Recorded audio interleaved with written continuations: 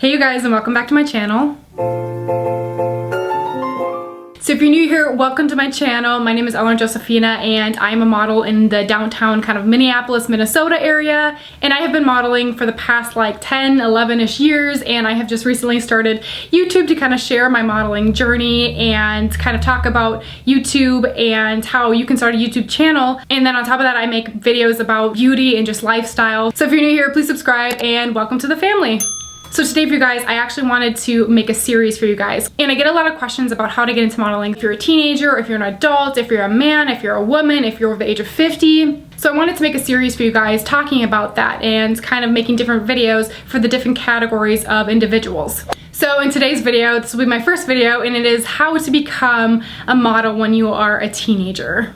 So you guys, in this video, I will be going over the steps of becoming a teenage model, how much you usually make as a teenage model, list of things you do need before becoming a teenage model. And I will also leave what you need to become a teenage model in the description box below. So make sure to check that out. So in my personal opinion, because I was a teenage model, I really do think this is like you're in the best boat to become a model, because you live under your parents' roof, you have your parents' protection. Usually your parents will help you out to help sign you with an agency. They will help you pay for like a plane ticket or plane flight if an agency in New York wants to see you in person. So there's a lot of benefits to being a teenage model. Also, the height requirement is a little bit more flexible. To be like a high fashion model and to be a lifestyle model, you usually have to be 5'8" or taller. But since you're a teenager, sometimes they will kind of let you get in if you were 5'5" or 5'6", just because they know that you will probably grow in the future. But the thing is, even if you don't grow in the future, they will still probably keep you signed onto their agency. So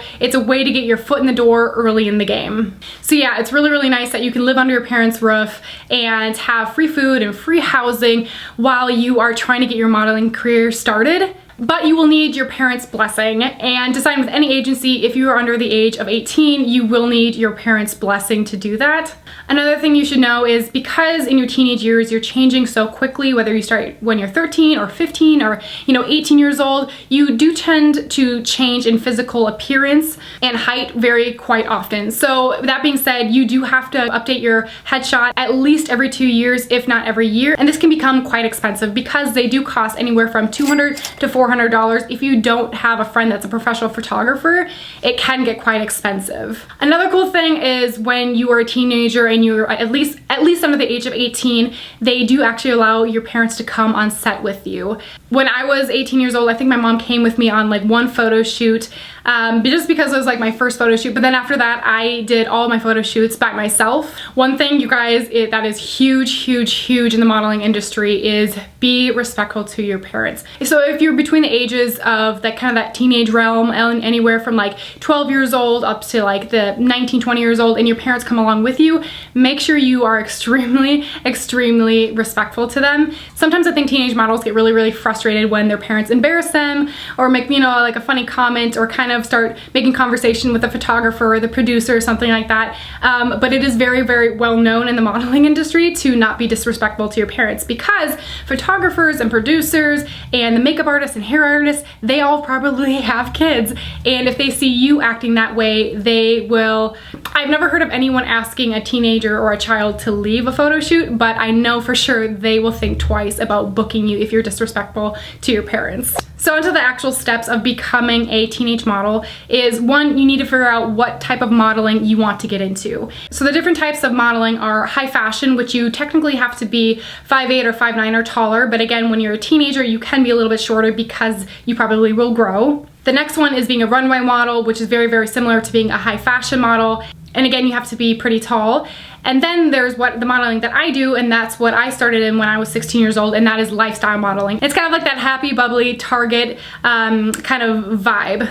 Then you have your fitness modeling, which I don't think a ton of teenagers will fit into. I don't think there's enough work for teenage models in the fitness realm. And that is companies like Adidas and Nike and kind of like a Lifetime Fitness. So then the last two categories are, you have your parts model, which are like people who model just like their hands or their collarbone. And then last but not least, you have your swimsuit modeling, which probably would be your late teens, anyone who's from like maybe 16 to 19 years old. So that's kind of more for the more mature teenage years. But the first step is to figure out what type of modeling you want to get into. After you figure out what type of modeling you want to get into, and go Google the requirements to be that sort of model. So I would just say, I would search the requirements for how to be a high fashion model. And a lot of the times, high fashion and runway, they have very, very strict requirements. Like you need to be 5'8", if not 5'9" or taller. And you have to be very, very thin. And not always. They are now breaking into the whole like curvy side and plus size of modeling, which is awesome, awesome, awesome. But usually the majority of high fashion runway models are sizes 0 to 2, which I know is like super, super tiny. But yes, if you are over the size of that, please don't get discouraged. Curvy size of modeling, it is booming like huge. So please do still apply if you think and you really, really want to get into high fashion modeling. The other thing I'll say about that, you guys, is don't do anything drastic. Don't lose a ton of weight or anything like that. Just be true to who you are and love yourself, and that's the most important thing. The next thing is to try and get signed by an agency. So what you're going to want to do for this is you're going to want to find a family friend to take a nice photo of you on just a blank white background. And this photo you will be sending in to your agencies that you'll be applying for. And by no means does this have to be a professional photo at all. It can literally be taken off of someone's nice camera, or if someone has a really, really nice iPhone. So by no means right now does it have to be professional. So then you're gonna wanna figure out what nearest city you live by. And what you're gonna wanna do is you're gonna literally wanna Google modeling agencies in whatever nearest city you live in. So modeling agencies in Chicago, modeling agencies in Philadelphia, and see what pops up. Do your research about them and pick a couple of them, a handful that you really wanna apply to. And then I'd read their online requirements of how they want you to apply. Some agencies want you to literally mail in your headshot and your resume and your size measurements, and some agencies have you just upload it right on their website. So figure out which way they want you to apply. So if you don't hear back from an agency, that is okay. It's really, really quite competitive. I know when I signed with my most recent agency, they said from the 400 applicants they got that month, they only chose 10 models. And out of the 10, I think only 8 of us were women. So it is very, very competitive. But one thing that you can do to help is to then get professional headshots done of you. You can literally Google online for modeling photographers for doing a headshot, or you can literally go on Instagram, find a photographer in your area and ask them if they'll kind of cut you a deal and say like, hey, can I get headshots for $100 instead of $200 or something like that. And then from those professional headshots, you'll then reapply to those agencies that are in your nearest city. The next thing for you guys, I wish I knew when I was starting out modeling, and that is that you need to create a comp card. And what a comp card is basically your headshot and just a series of just kind of your modeling work. And this one's mine. This one's actually quite old and I need to update it. But the next thing you're going to want to do after you're signed with an agency is to create a comp card of some sort. So on one side, it's going to be your headshot. On the other side, it's going to be your measurements and just some of the work you have done. And again, this will be after you're signed with your agency, because before you sign with your agency, you don't have any professional work done. But after you sign with your agency, hopefully they'll get you some gigs and you'll be able to use those professional photos from those gigs to create your comp card.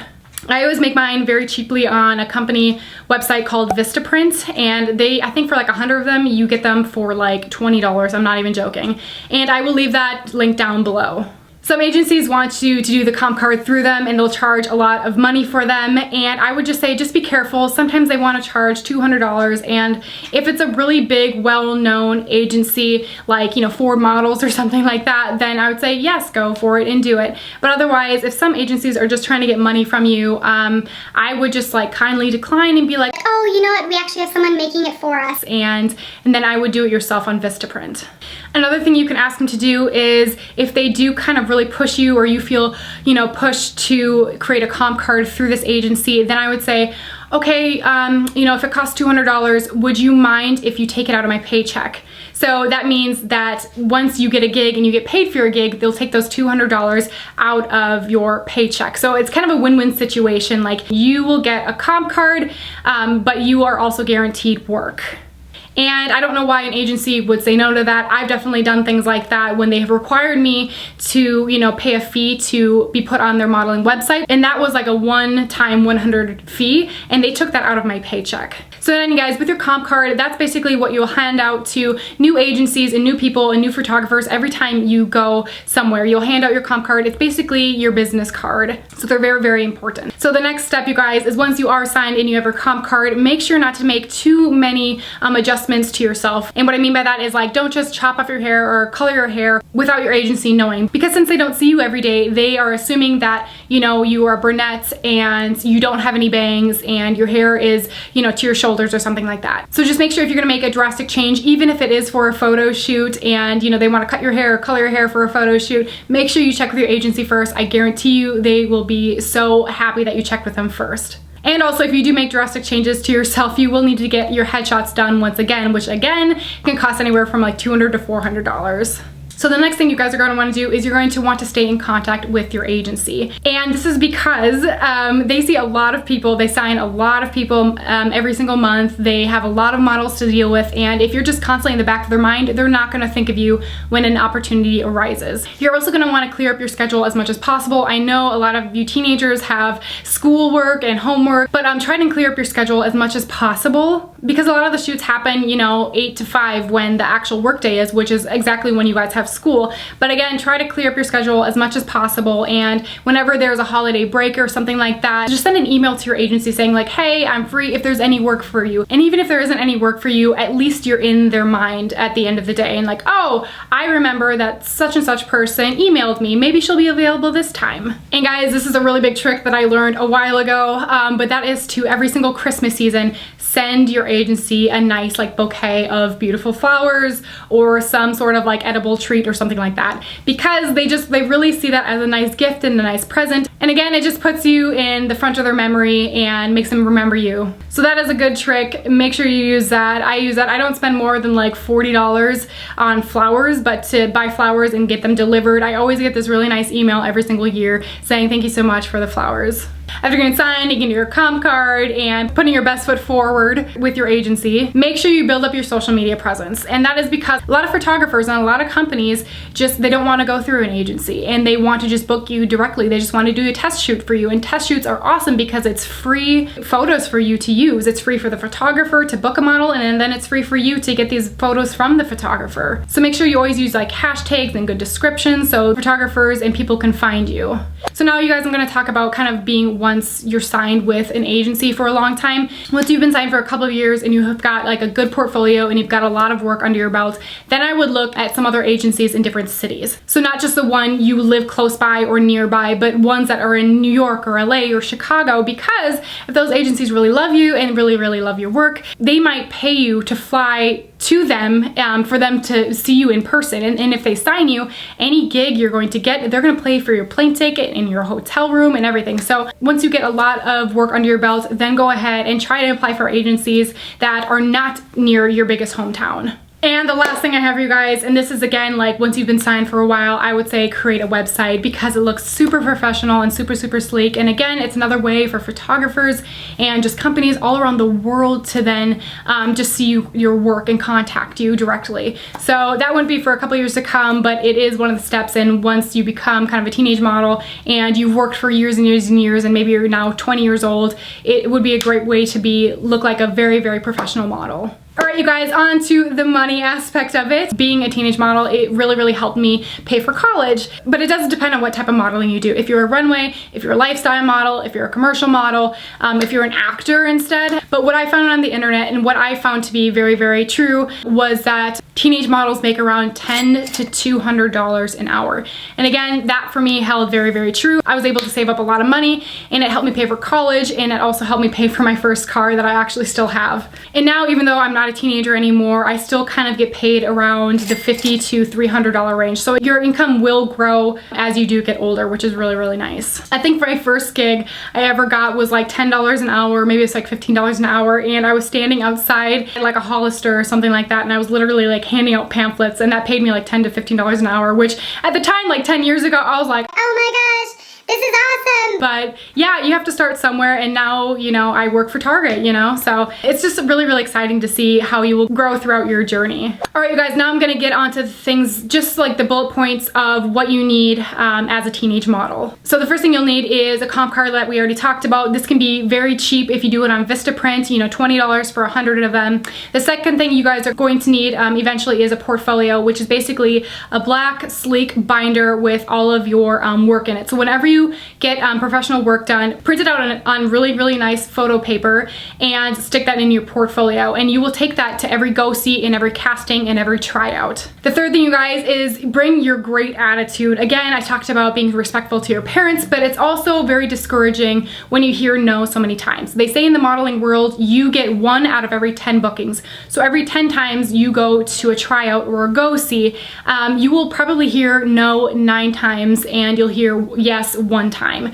So, and that's totally true. I've been modeling for a long time and that still holds true for me. So just bring your good attitude. Don't get discouraged if they don't end up booking you. It's okay, you will get there. And the fourth thing and the last final thing that you guys need is a good conscience. If something sounds too good to be true, whether it's an agency or a photographer or a company, just use your best conscience and just be smart about it. You'd rather be safe than sorry. And if you have a question on anything, I would say do your research and ask your parents about it. So yeah, you guys, that is it for my video of how to become a teenage model. I will have other videos in the series coming out, like how to be a model when you're over 50, how to be a male model, and even how to be a model if you don't live in the United States. So how do you become a model in the United States? So be on the lookout for that, you guys. But yeah, you guys, thank you so much for watching this video. I hope you guys really, really enjoyed it. Please leave me a thumbs up and hit the subscribe button and the little bell button if you want to continue seeing more videos from me. But yeah, you guys, I'm really, really excited to announce that I will be doing Vlogmas this year. And Vlogmas is posting